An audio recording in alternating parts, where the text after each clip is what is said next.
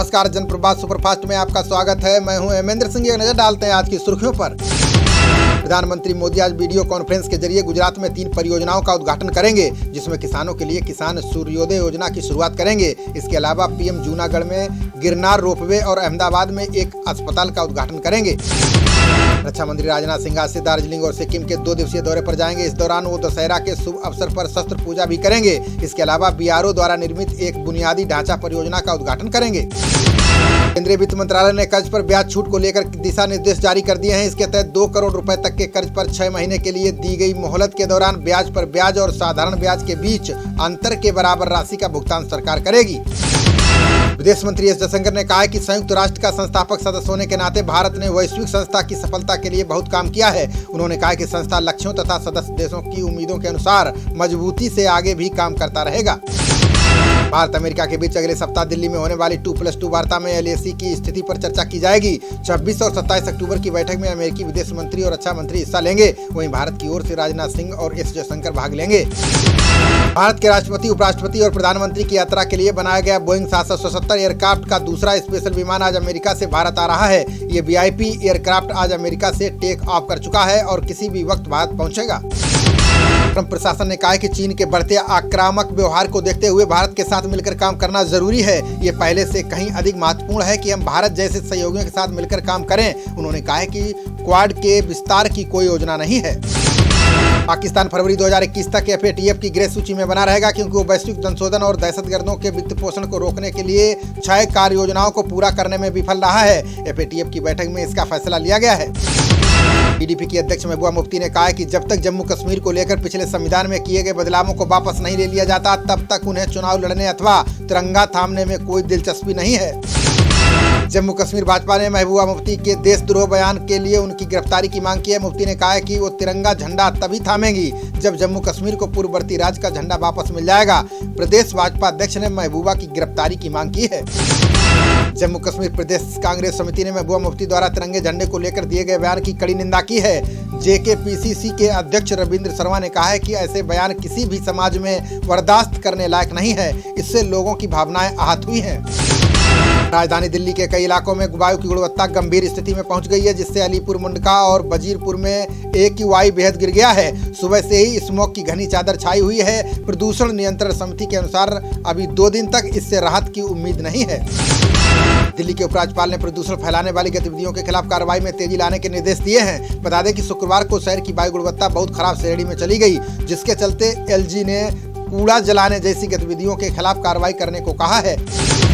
Delhi NCR में वायु प्रदूषण को रोकने के लिए इंद्रप्रस्थ गैस लिमिटेड ने मेगा प्लान पेश किया है। इसमें डोमेस्टिक, कमर्शियल और औद्योगिक इकाइयों के डीजल वाले जनरेटर बंद होंगे। इनकी जगह गैस वाले जनरेटरों का इस्तेमाल किया जाएगा। पंजाब के CM कैप्टन अमरिंदर सिंह के बेटे रणइंदर सिंह को ED ने नोटिस जारी किया है। ये नोटिस विदेश मुद्रा प्रबंधन अधिनियम के उल्लंघन के आरोप में भेजा गया है। उन्हें 27 अक्टूबर को जालंधर कार्यालय में पेश होने को कहा गया था। मामला 2016 से पहले का है। नियंत्रण रेखा पर पाकिस्तान की सेना ने कस्बा और किरनी सेक्टर में सेना की चौकियों और सियासी इलाकों में फायरिंग की है। सेना ने जवाबी कार्रवाई करते हुए सीमा पर 3 पाकिस्तानी सैनिकों को ढेर कर दिया है, जबकि 2 अन्य के जख्मी होने की सूचना है। अमेरिकी शोधकर्ता ने दावा किया है कि चीन पाकिस्तान की दहशतगर्दी का इस्तेमाल भारत के खिलाफ बतौर हथियार कर रहा है, जबकि पाकिस्तान चीन को अपनी ढाल के रूप में देखता है। रिपोर्ट में कहा गया है कि बीजिंग दहशतगर्दी पर अंकुश लगाने के लिए प्रतिबद्ध नहीं है। वैश्विक मौसम विभाग ने अचानक आने वाले बाढ़ के बारे में 6 से 24 घंटे पहले ही आगाह कर देने वाला सिस्टम भारत में लॉन्च किया है। भारतीय मौसम विभाग ने शुरू किए गए इस सिस्टम को अपनी तरह का पहला चेतावनी तंत्र बताया जा रहा है। भारत में कोरोना संक्रमितों की संख्या 78,14,000 के पार पहुंच चुकी है। इनमें से 1,17,956 मरीजों की जान जा चुकी है। स्वास्थ्य मंत्रालय के अनुसार देश में पिछले 24 घंटे में 53,370 नए मामले दर्ज किए गए और 650 लोगों ने अपनी जान गंवाई है। दुनिया भर में कोरोना संक्रमितों का आंकड़ा 4,24,00,000 तक पहुंच चुका है, जबकि अब तक 11,48,000 से ज्यादा लोगों की जान जा चुकी है। वहीं यूरोपीय देशों में संक्रमण की दूसरी लहर है। बेल्जियम सरकार ने दूसरे और बेहद सख्त लॉकडाउन की तैयारी कर ली है। हैदराबाद की फार्मा कंपनी भारत बायोटेक को कोरोना वैक्सीन के तीसरे परीक्षण की अनुमति मिल गई है। भारत बायोटेक ने कहा है कि अंतिम चरण का मानव परीक्षण देश के 25 से ज्यादा केंद्रों पर किया जाएगा, जिसमें 26,000 वॉलंटियर को शामिल किया जाएगा। WHO के महानिदेशक टेड्रोस ने कोरोना के हालात को लेकर फिर चेतावनी जारी की। उन्होंने कहा कि आगामी महीनों में कोरोना महामारी के हालात और नाजुक हो सकते हैं। टेड्रोस ने कहा कि इस समय हम महामारी में नाजुक मोड़ पर खड़े हैं। अमेरिकी राष्ट्रपति ट्रंप ने भारत की हवा को गंदी बताने पर कपिल सिब्बल ने केंद्र सरकार पर तंज कसा है। उन्होंने कहा कि ये हाउडी मोदी कार्यक्रम का परिणाम है। सिब्बल ने कहा कि ट्रंप की मित्रता का लाभ है जो उन्होंने भारत में कोरोना के आंकड़ों पर सवाल उठाए हैं। बिहार विधानसभा चुनाव को लेकर आरजेडी ने 16 पेज का हमारा प्रण नाम से घोषणा पत्र जारी कर दिया है। घोषणा पत्र में आरजेडी ने बेरोजगारी युवाओं को 10 लाख नौकरी देने का वादा दोहराया है। इसके अलावा बेरोजगार युवाओं को 1500 रुपए बेरोजगारी भत्ता देने का वादा किया है। केंद्र के पास प्याज का बफर स्टॉक अब केवल 25,000 टन ही बचा है। ये नवंबर से पहले सप्ताह में खत्म हो जाएगा। प्रबंध निदेशक संदीप चड्डा ने कहा कि प्याज की कीमतों को कम करने के लिए नाफेड के प्याज बफर स्टॉक को बाजार में उतारा जा रहा है। आप सांसद संजय सिंह ने NCSC के अध्यक्ष को पत्र लिखा है जिसमें उन्होंने यूपी सरकार में कथित तौर पर दलितों के उत्पीड़न के मुद्दे को उठाया। सिंह ने दावा किया है कि पिछले कुछ महीनों में दलितों के खिलाफ अपराध बढ़े हैं। केंद्र सरकार ने वाहन पंजीकरण के नियमों में संशोधन की सूचना जारी की है। इसमें कहा गया है कि मोटर वाहनों के पंजीकरण में स्वामित्व वितरण और फॉर्म 20 में संशोधन किया जा रहा है। इसके अलावा दिव्यांगजनों के लिए विशेष बदलाव शामिल है। धन शोधन और आतंकवाद की आर्थिक मदद पर पैनी नजर रखने वाले वैश्विक संगठन ने बड़ा बयान जारी किया है। संगठन ने कहा है कि दुनिया भर में कोरोना से जुड़ा फर्जीवाड़ा बढ़ रहा है। इसमें फर्जी मेडिकल आपूर्ति, वित्तीय प्रोत्साहन और ऑनलाइन घोटाले हो रहे हैं। यूपी के पूर्व मंत्री गायत्री प्रजापति मामले में हाईकोर्ट ने लखनऊ जेल अधीक्षक को नोटिस जारी किया है। इसमें प्रजापति के खिलाफ गवाह को कोर्ट में हाजिर नहीं करने का दोषी माना गया है। साथ ही 8 दिनों में जवाब मांगा गया है। बता दें कि गवाह राम सिंह लखनऊ जेल में बंद है। समाजवादी पार्टी के संरक्षक मुलायम सिंह यादव अब कोरोना से ठीक हो चुके हैं। उनको आज गुरुग्राम के मेदांता हॉस्पिटल से डिस्चार्ज किया जा रहा है। हालांकि उनको लखनऊ नहीं भेजा जाएगा। वो अभी 15 दिनों तक अपने दिल्ली के सरकारी आवास पर रहेंगे। राजस्थान के वित्त विभाग ने पुलिस कांस्टेबलों को बड़ा झटका दिया है। वित्त विभाग ने सिपाहियों की ग्रेड पे बढ़ाने की मांग को खारिज कर दिया है। वित्त सचिव सुरेश वर्मा ने कहा कि सिपाहियों के वेतन ग्रेड में 2400 से बढ़ाकर 3600 रुपए की मांग कर रहे थे, जो संभव नहीं है। केंद्र सरकार ने देश की आर्मी कैंटीन्स को विदेशी सामान आयात न करने का आदेश दिया है। सरकार ने यह फैसला आत्मनिर्भर भारत अभियान के तहत स्थानीय वस्तुओं को बढ़ावा देने के मकसद से किया है। इनमें महंगी विदेशी शराब भी शामिल है। यूपी के वृंदावन से बांके बिहारी भक्तों के लिए बड़ी खुशखबरी है। विश्व प्रसिद्ध भगवान बांके बिहारी मंदिर के कपाट 25 अक्टूबर से खुलने जा रहे हैं। अब भक्त रविवार से भगवान के दर्शन कर सकेंगे। ये फैसला कोर्ट प्रशासन और मंदिर प्रबंधन ने लिया है। बॉम्बे हाईकोर्ट ने मीडिया के अत्यधिक ध्रुवीकरण होने का हवाला दिया। हाईकोर्ट ने कहा कि अब मीडिया समय के साथ बदल गया है, जबकि पत्रकार अतीत में तटस्थ हुआ करते थे। इसी कारण सुशांत केस में मीडिया ट्रायल के खिलाफ कई जनहित याचिकाएं आई हैं। शिवपाल यादव ने लखनऊ में अपनी बेटी अनुभा यादव के अस्पताल का उद्घाटन किया। शिवपाल ने पूजा अर्चना, हवन और आरती कर अस्पताल की शुरुआत की। इसे टेंडर पाम अस्पताल नाम दिया गया है। ये ICU जैसी आधुनिक सुविधाओं से लैस है।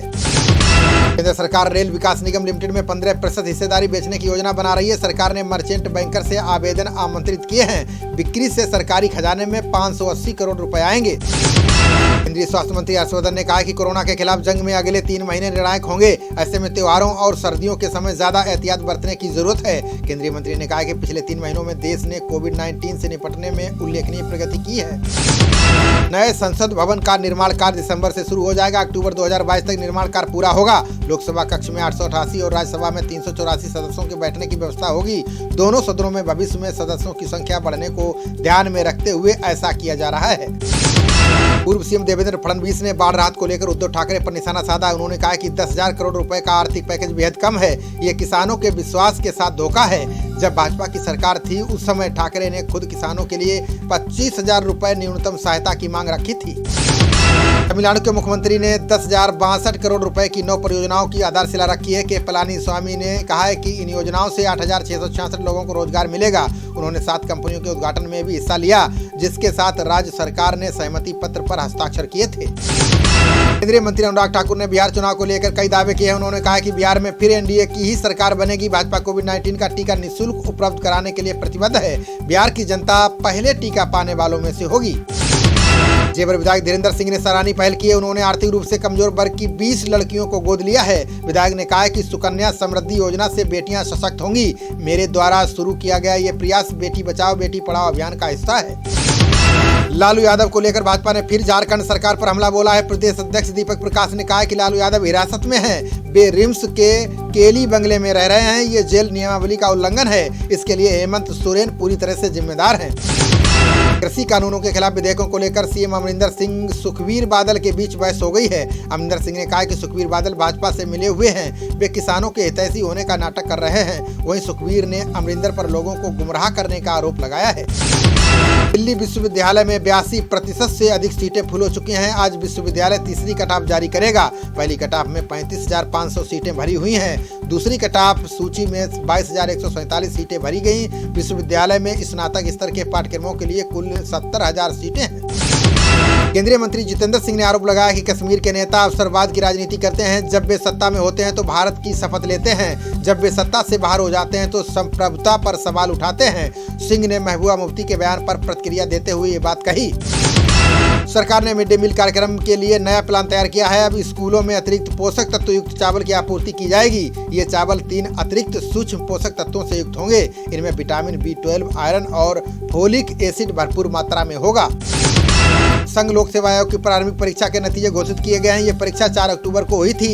इसके नतीजे आयोग की वेबसाइट पर देखे जा सकते हैं। आयोग ने कहा है कि सफल हुए परीक्षार्थियों को DAF1 फॉर्म भरना होगा। यह आयोग की वेबसाइट पर 28 अक्टूबर से 11 नवंबर तक उपलब्ध रहेगा।